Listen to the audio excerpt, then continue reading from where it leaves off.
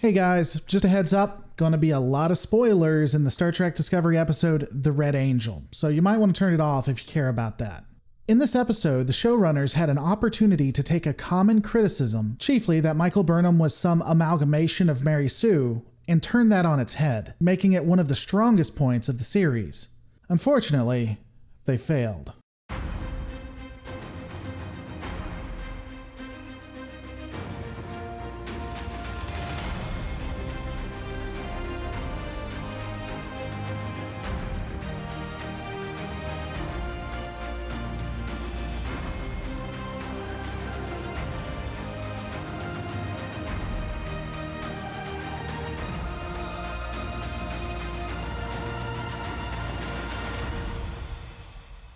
For those who don't watch the show, the episode of Discovery, The Red Angel, finally reveals who the quote-unquote Red Angel actually is. The build-up was, as you would expect, that the time-traveling figure turns out to be Michael Burnham. Of course, that's turned on its head by exposing the Red Angel is not Michael Burnham, but actually her mother.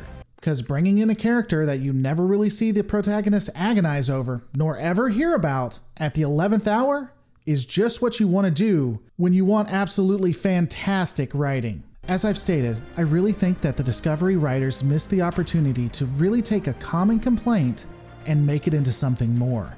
What if Burnham had been the Red Angel?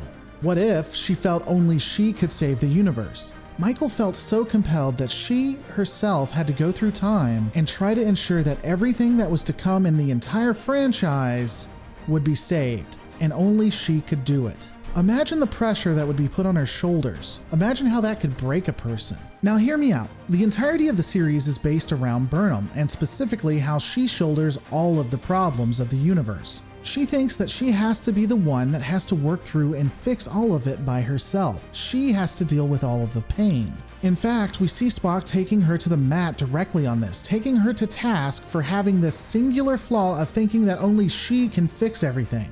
He tells her directly how everything is not her problem, how she is not the savior.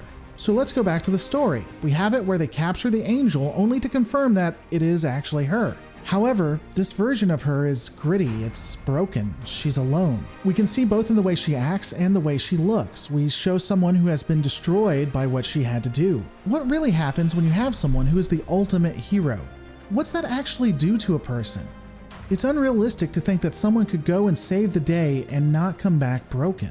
The entire rest of the arc and the season is future Burnham fighting against the present Burnham and the crew. We make it a discussion about Star Trek, how it takes all of us to make a utopia, not just one person. The future Burnham would be burnt and broken because she thought she had to save everything and everyone. She would be confronted with the Burnham of the present. This would present a crossroad. Would Michael take all of the responsibility, think that she could do it somehow different than who she's looking at, and ignore everyone else, thinking that she has to be the hero?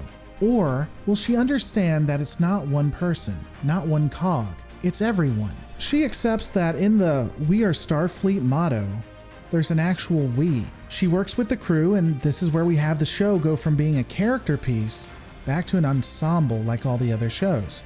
This also could be an epic focus on Burnham and her earnest turmoil of believing she has to handle everything.